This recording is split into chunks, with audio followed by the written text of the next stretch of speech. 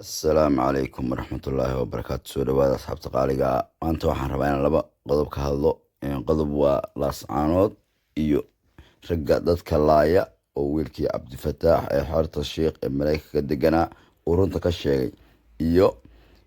wasiirka warfaafinta Itoobiya oo yiri Somaliland halkan abaabul shir uguma qaban karo deegaanka Soomaali galbeed ee Itoobiya. marka soo dhawaada asxaabta qaaliga YouTube ka subscribe ka like ta share ta commentiga ha iga hilmaaminina waan love badan leeyahay meel kasta joogtaan asxaabta qaaliga waa iska mashquulay walbahanto been baad isku sheegtay nin kasto afka loo soo duubto oo lagu dilo laascaanood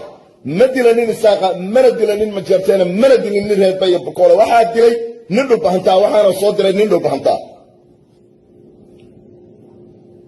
wuxuu yiri garaad dhulbahanta arrintan ma sameeyay ii door baa sameeyay waxa horta ii door la yiraahdo ma jirto raasha isxaaq magaca si fiican ugu dhaw ee dusha laga saaray laascaanood waa maamul Soomaaliland laakiin deegaan ahaan dhulbahanta taga ismay leedahay wax garab bay leedahay dad bay leedahay marka dadka iskuuska ka dhigaya ka hadaba wayna ka cadayntii wada aragtay marmaranaya waxaan rabaa inaan ku sii socdo wiilka wasiirka warfaafinta Itoobiya oo ka hadlay arrintaas beerbawaandaha ee miidiyaha la wareegayo in saa loo ogaado ummadda Soomaaliyeed inaan la waalin loogana dhigin cadow deegaanka Soomaali galbeed Somaliland. marka wiilkan aan daawano wasiirka warfaafinta iyo hadalka uu wadalada uu ka dhawaajiyay iyo muhiimadiisa. waxaan rabaa maanta inaan si kooban uga hadlo arrimo dhex socday baraha bulshada labadii maalmood ee ugu dambeysay oo aan rabno inaan dareenkayaga ka muujino deegaan Soomaali ahaan wixii naga aadan arrinka maadaama lagu tilmaamay in deegaanka Soomaalida hooshaas baraha bulshada maalmahan dhex wareegaysay inay deegaanka Soomaalida ka dhacday waxa deegaanka Soomaalida runtii uu mar walba ilaalinaya deris wanaaga walaaltinimada iyo cid walba oo xiriir walaalnimo nagala dhaxayso geeska dabcan waxyaabaha baraha bulshada dhex wareegaya waxa weeyaan waxa la soo saaray maqaal ama bayaan warmurtiyeed hadba midkii loo qaato dhahayo waxa warmurtiyeed magaalada Jigjiga ku soo saaray beelaha dega gobolada Sool Sanaag iyo Cayn warmurtiyeedka oo kulay warbaahinanaad xogtiisa ogtihiin lagaga hadlayo qadiyada Somaliland iyo waxyaabo ku saabsan waxaan cadeynaynaa deegaan Soomaali ahaan in uu san jirin